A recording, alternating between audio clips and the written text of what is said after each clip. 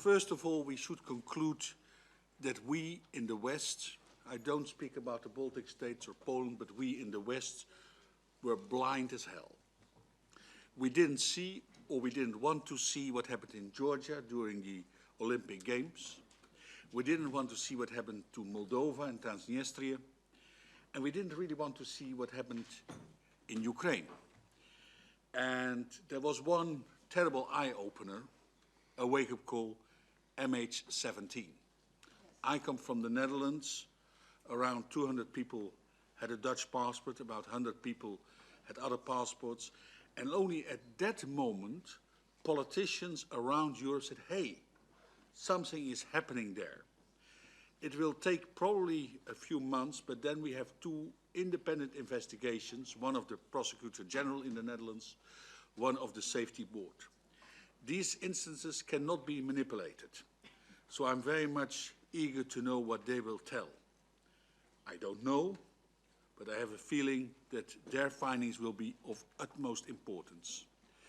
So we should close also the idea of Francis Fukuyama, the end of history. There is no end of history. It is not a nice period and we only have economic competition and that we love each other and that military power has no role to play. So we should do one thing, to say to Mr. Putin, you have to return to international law. That is first and foremost to respect the independence of the countries like Ukraine, like Moldova, Georgia, and the other countries. There is no near abroad. It's unacceptable. That principle does not exist. And we have to have facts, many facts. These reports are factual, and we have many other facts. And we should not go to appeasement, because I see today that a lot of governments say, well, this conflict has taken too much time, it's bad for our economy.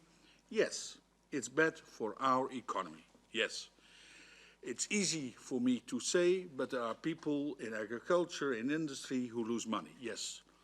But it's much worse if Putin gets his way, because then it means that a big country, a great nation, because the Russians are a great nation, but they are ruled not by a great leader, that country, being part of the Security Council, that country can do what it wants. Land grab, repression, and this is a quite nice example for other countries, and we know all of them who have oppressional regimes. So it's in our best interest to say no to Putin and to accept that the sanctions have to stay. Only when the situation on the ground is different, if it's worse, we have to have more sanctions. If Putin would be that wise to come with concrete steps, for instance, that Ukraine may patrol its own borders and that we help Ukraine with that, that would be a very concrete step. Only then we can look at the sanctions. There is no quick fix. That's what we in the West want, a very quick fix. We have been debating this for a year, so now over to business as usual. That's impossible. It will be a long time conflict with Putin until he and his regime collapse, like the Soviet regime has collapsed. That Cold War, because we're in a Cold War, let's recognize that. And in a Cold War, you can have relations with Russian people, with Russian politicians of goodwill. We can invite academics and students. Those things can and should be done, but we should be crystal clear to the regime and those who support the regime, there is no business as usual. And what we should do indeed is to support Ukraine. There was a discussion about Greece. I want to enter this discussion, but we should support Ukraine. With military support, yes. With weapons, yes.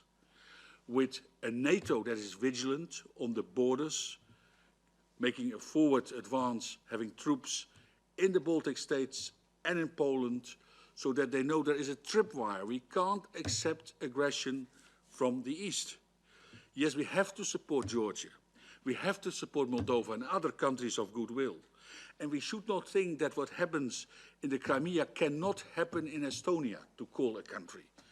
I mean, you don't need much money to find a few people who want to make disturbance, and then to say we have to help fellow countrymen. So there is indeed only one way, based on facts, that is to make it extremely difficult for Mr. Putin, who is not a great leader, and to give Russia a position of a great nation which it should have, which respects international borders, which works together with colleagues in other countries, and which is a real strategic partner. And for that, we have to be strong. Thank you very much.